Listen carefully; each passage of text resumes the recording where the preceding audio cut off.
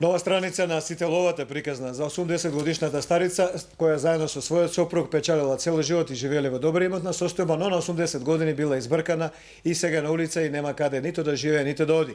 Таа ги обвини луѓето дека ги земале становите на која или косопственик или собственик без да се грижат за неа. Адвокатите ја манипулираат бабата Милица. Тврди семејството Панчевски наследници на становите, од кои 80 годишната старица беше избркана на улица. Наследниците тврдат дека Милица е заложник на адвокатите, кои се пазарат за да добијат дел од недвижниот имот. Кога се седнуваме ние да се договараме со неа, они седнуваат и кажат колкав е нашиот дел, колку ние ќе земеме од целава работа. Еве нека кажем Милица, кај неа дома сме биле, сме седеле, сме се договарале.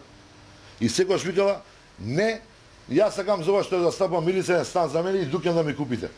Стојан Панчевски и судијата Владимир Панчевски, кога адвокатката главно го посочуваше како виновник за судбината на бабата, тврдат дека повеќе пати се обидувале да се договорат, иако во катастерот не е заведено името на Милица, да и го дадат имотот кој следува со судската пресуда од 86-та. Велат дека и денеска се подготвени да ја згрижат Милица и да ја дадат стан, но не и да се пазарат со незините застапници. Али незиното право е, ве кажам јавно, дека не го оспоруваме. Ние у сите постапки сме обвинувале Милица. Стоиме отворени. Нека се да се договориме. Не е проблем никаков. Ќе излеземе во сусрет. Трите станови во кои Милица има свој дел и понатаму се издаваат под кирија. Бабата, милионер на хартија, трет ден е бездомник.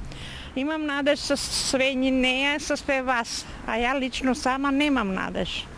Да успеем, ја не могу сама. А вие и она со вас, имам надеж дека нема да ме излажете ни она, ни вие.